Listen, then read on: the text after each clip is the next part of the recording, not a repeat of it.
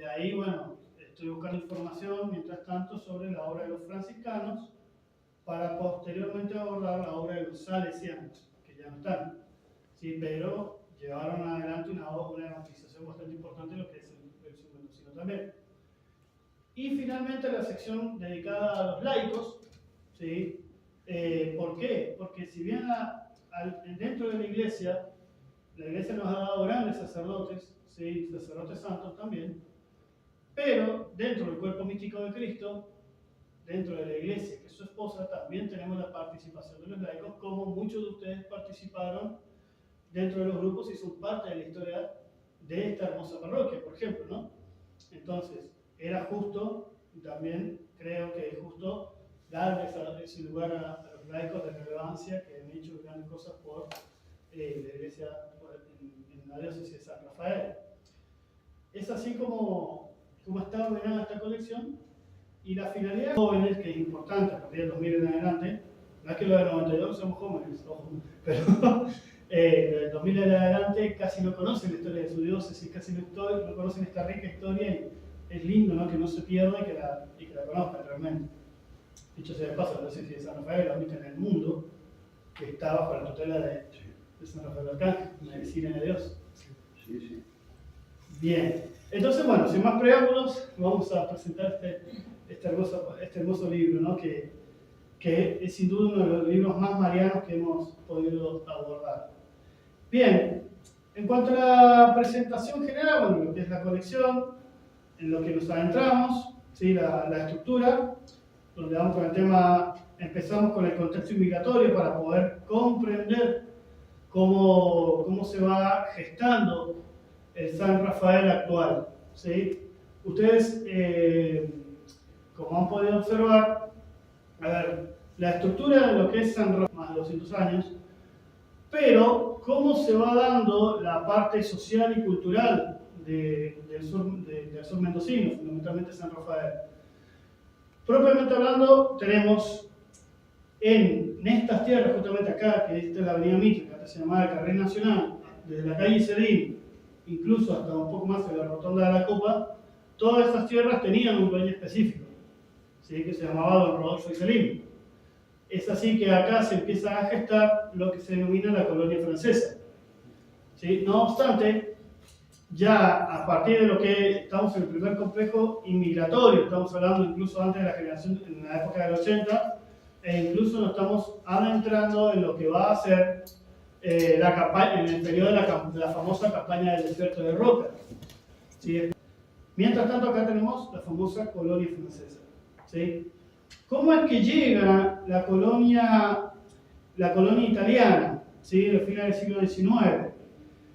En primera instancia, tenemos que entender por qué se da el proceso inmigratorio a nivel nacional para entender el tema local, ¿sí?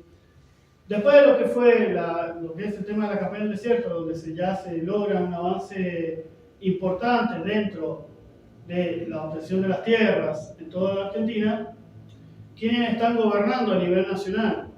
Tenemos lo que se llama la generación del 80, Mitre, Sarmiento, Avellaneda, que pobrecito que hay en el medio, Avellaneda un presidente católico, entre medio de presidentes masones, enemigos de la iglesia, como lo fueron Sarmiento, por supuesto, padre Lauro, que todo el pueblo lo encerraron, ¿sí?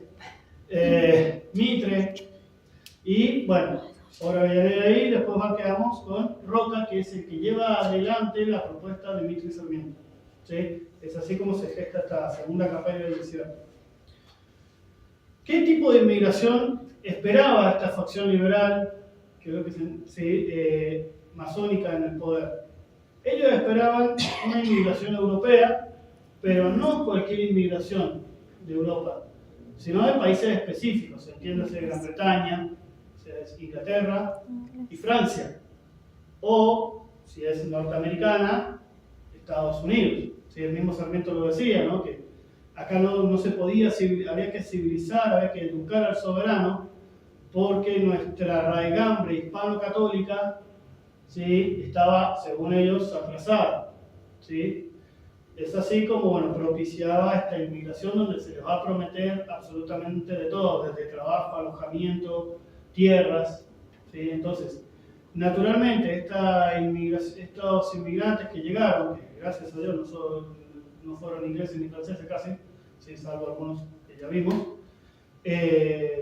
va a llegar en busca de ese trabajo, ¿sí? De esas promesas, que el gobierno no va a cumplir, porque no es la inmigración que ellos esperaban. No obstante, llega uno de los inmigrantes, la inmigración es justamente de regambre católica, que son los italianos, ¿sí? ¿Y cómo llegan a lo que es la parte de San Rafael, o la actual colonia francesa? En un principio va a aparecer la figura del querido padre Manuel Marco. ¿Qué va a pasar? Estos inmigrantes italianos van a aceptar y van a venir, se irán en contingente, en carreta, desde Buenos Aires hasta aquí.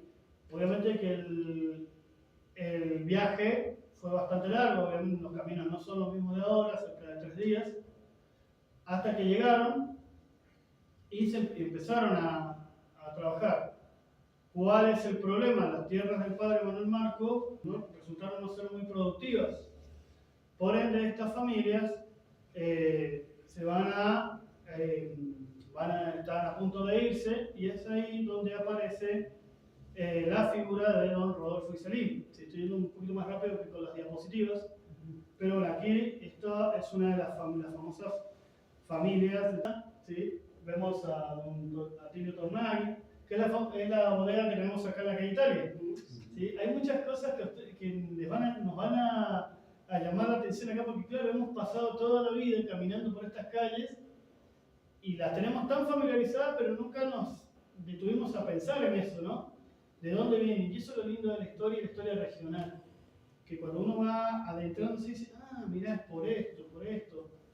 Sí, entonces acá, bueno, tenemos a muchos, los Ambrosio Monfanti, Mercy, Bieli, Tornaghi, ¿sí? Muchos que también van a tener justamente, ¿no? Don Tremolada. Es por eso que vamos a tener las bodegas, las famosas bodegas, que llevaron adelante una obra muy grande con el tema de la finca, la viña, el trabajo de viña, que aprendieron de los franceses, también los italianos, ¿no? Entonces, estas familias están ya decidiendo irse cuando aparece don Rodolfo Iselín y les promete, ¿sí? O sea, les propone venir a trabajar a estas tierras, a donde estamos aquí, con la promesa también de trabajo y de que puedan también ser dueños de sus parcelas, las cuales van a abonar con trabajo, ¿no?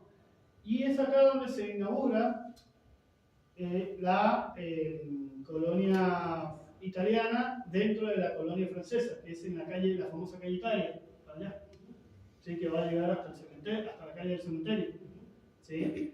Es así donde se van a instalar las diferentes familias que van a trabajar en conjunto. Y esto es algo muy lindo de lo que es de las familias italianas, ¿no? En su comienzo eran muy solidarios entre ellos, ¿sí? Además de trabajar en las tierras de don Rodolfo Iselín, después tenían ese tiempo para ir ayudándose a construir.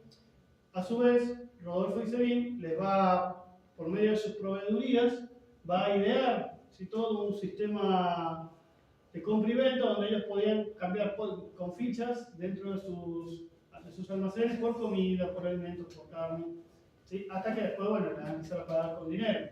El contrato que él establece decía que, bueno, mientras don Rodolfo Iselín tuviera trabajo, debían trabajar con él, pero también les daba el permiso de decir, bueno, no tengo trabajo por ahora, bueno, poder seguir trabajando para otro patrón, mientras tanto, ¿sí?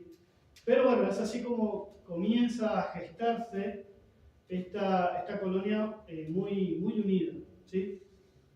Ahora bien, antes de entrar en lo que es la parte de la fe, y que es sumamente importante, sumamente también enternecedora, ¿qué sabemos de don Rodolfo Iselín? A ver, el tema de don Rodolfo Iselín, y para enfocarnos en esta etapa, don Rodolfo Iselín era un terrateniente, ¿sí?, que había servido como militar, incluso en distintas partes en África. Y bueno, después de la guerra se se viene para estas tierras a buscar fortuna. Es así como él se termina casando, ¿sí? con su esposa, que creo que era su prima, ¿sí? Y van a tener 3 hijos, dentro de los cuales, bueno, va a ser una vida bastante sufrida, con bastantes cruces, ¿sí? Muchos van a fallecer, otros mueren en la guerra, y después, posteriormente, bueno, se va a terminar separando, ¿no? Pero hay algo que me llamaba mucho la atención y que es siendo protestante, ayudó a los colonos italianos a armar este hermoso templo. Sí, nunca puso resistencia, digamos, de hecho él le facilitaba, el ingeniero, entonces también le facilitaba los carros y los elementos para poder realizarlo. ¿Sí? Bueno, lo mismo pasó que gracias a él también llegó, esto después lo explico también en el libro de Miguel, gracias a él va a llegar también el doctor Teodoro J. Shestakov, un médico de Cuyo, ¿sí? de la lejana Rusia, siendo ateo, que aún así también siendo ateo, también atendía gratis a las personas, digamos, fue una persona bastante solidaria. Y es algo también llamativo dentro de la historia, ¿no? Como a pesar de estar en las antípodas de la verdadera religión, también tenían buen corazón, ¿sí? En algunas cuestiones, ¿no? Bien, seguimos un poco. Acá yo les tengo un pequeño mapa para que podamos entender por qué se van instalando los fuertes tanto en San Rafael, de la villa, como acá en Cuadro Nacional. ¿Sí? Antes de que se instale el Regimiento de Caballería 7, hubiese sido imposible la vida aquí en San Rafael, en la colonia francesa, porque justamente estaban a merced de los denominados malones. ¿Sí? ¿Qué son los malones? Un conjunto de aborígenes, de indios que atacaban, robaban, asesinaban y se iban. ¿Sí? Y eso es una constante en todo lo que es el desierto o todo lo que es lo que era la situación de Argentina, ¿no? Ya venía mucho con el proceso de araucanización, ¿sí? Desde Chile cruzan los denominados araucanos, los mapuches, que no son argentinos, son chilenos, aclaramos. No saben lo que es explicar esto del otro lado del río Colorado, no te lo entienden ni a gancho. ¿Sí? Pero bueno, esto Calfucurá, en este tiempo va a empezar a tomar la Patagonia y va a correr a los pehuenches, que son los verdaderos que estaban en Neuquén, la zona del Pehuen, hasta más arriba, y se van a mezclar ya con los pampas, los ranqueles, se van a volver belicosos y bueno, se van a dar estos procesos. Es así como figura también la venida después de la planificación del territorio, a partir de 1880, con el comandante Sal y el regimiento, que es el regimiento de caballería, ¿sí? Regimiento número 7. Bien, ahora, ¿qué pasaba con los italianos una vez que vinieron? ¿Sí? Los italianos van a, como todo de toda tradición católica,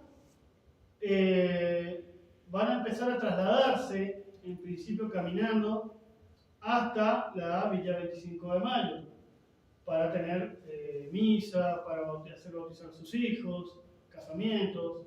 ¿Sí? En principio lo hacen caminando, después algunos van a tener ya, van a empezar a obtener caballos, medios de transportes, y para facilitar esto, ¿no? Pero aún así, vuelvo y repito, hay que posicionarse en ese tiempo, el asfalto que tenemos ahora en ese momento no estaba. Y ni hablar si los agarraba la lluvia, si los agarraba mal tiempo, y a los que los cuyanos estamos acostumbrados, que es el famoso granizo. Hace desastre hoy en nuestra tierra, imagínense en ese tiempo. Y si te agarraban el camino, peor. ¿Sí? Es así como los italianos van a llevar adelante la construcción, ¿sí? Del denominado Templo San Ambrosio. ¿Sí? Justamente ellos también eran conscientes de que probablemente no siempre vayan a tener a un sacerdote que celebrara, ¿sí? Pero al menos ya plantaban un antecedente, ¿sí? Y sabían que, bueno, tarde o temprano irían y podrían tener un lugar para rendir Dios nuestro Señor. ¿Sí? Bien, esta imagen es justamente pertenece más o menos al año 1903, ¿sí? Cuando era, después de lo que va a ser el traslado de la ciudad, por diferentes aspectos, ¿sí? Cuando se va al tema, ya sea por tema de riego, mejores tierras y demás, y la llegada del ferrocarril que va a ser gestionada también, va a tener mucha influencia en don Rodolfo Iserín, pero volvemos con esto, sí, pertenece también a lo que fue el templo San Ambrosio. ¿Sí? Bien, bueno, cada uno de los italianos va a colaborar con lo que puede, con su fuerza de trabajo, haciendo los ladrillos, transitándolos, trayéndolos. El don Domingo Bombal va a ayudar con los álamos, ¿sí? Con todos los árboles para el tema de los tirantes. Y bueno, don Rodolfo Iserín ayudando también con los carros. ¿Sí? Hasta que, bueno, fueron 2 años muy, muy duros, pero fructíferos, y finalmente van a tener su hermoso templo, que, bueno, dista mucho del que tenemos en la actualidad. De hecho, el mismo va a tener reiteradas refacciones, remodelaciones. ¿Por qué? Porque después se va a hacer chico el lugar, ¿sí? Y bueno, van a ser necesarias las ampliaciones. Bueno, actualmente tenemos las torres que, bueno, acá en este momento no estaban, ¿sí? Bien, aquí tenemos otra imagen muy linda, bueno, que nos va a ir llevando, nos va trasladando a esos tiempos. Este es el famoso carril nacional, que es la avenida Mitre, ¿sí? ¿Cómo va cambiando en el tiempo? ¿Lo vemos? Bien. Seguimos un poco y se van a dar los santos patronos. ¿Sí? ¿Qué va a suceder? Obviamente que en un principio se denominó al templo bajo el patrocinio de San Ambrosio, el cual era justamente don Ambrosio Bonfanti, quienes van a donar el terreno, eran muy devotos de este santo. ¿Y qué sabemos de San Ambrosio? San Ambrosio va a ser obispo de Milán, ¿sí? Y va a ser nada más y nada menos quien convierta al mismísimo San Agustín. ¿Sí? San Ambrosio va a ser un gran intelectual, más allá de que, bueno, tuvo que ponerse a estudiar.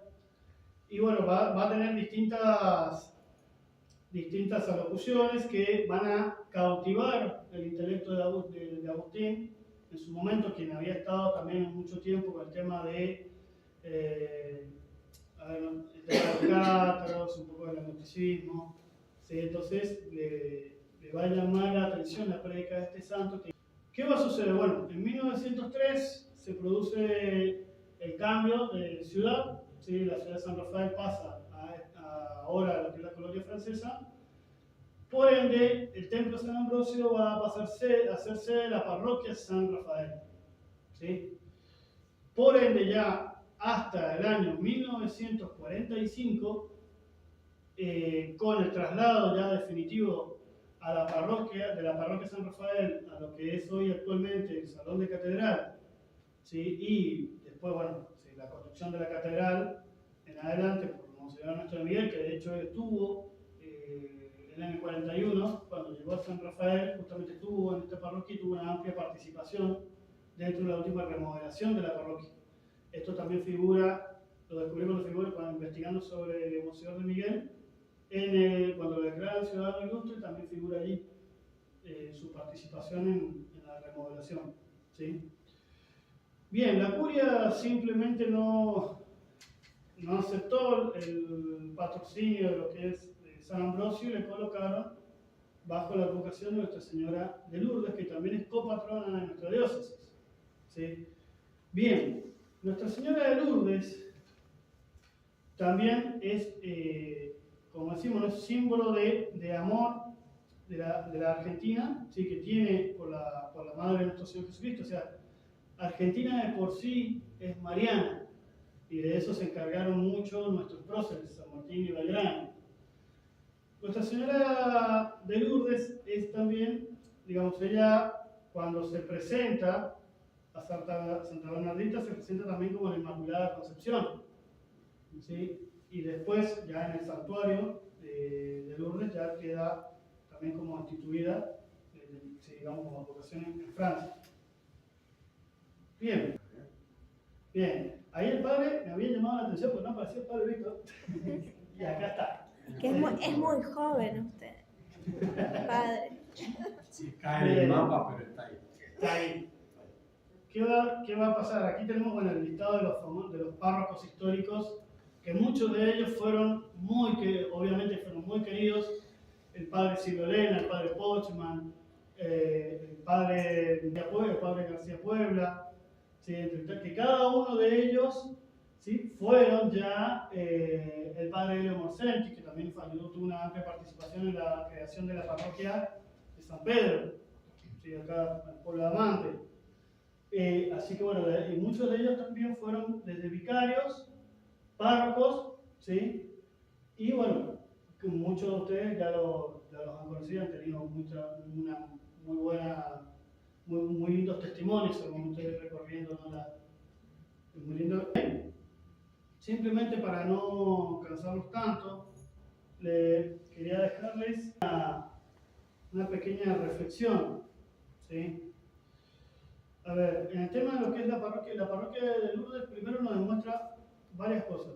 En primera instancia, que no se puede disociar la historia, vamos a por llamarlo de una forma, la historia profana, la historia social o la historia común de la historia religiosa.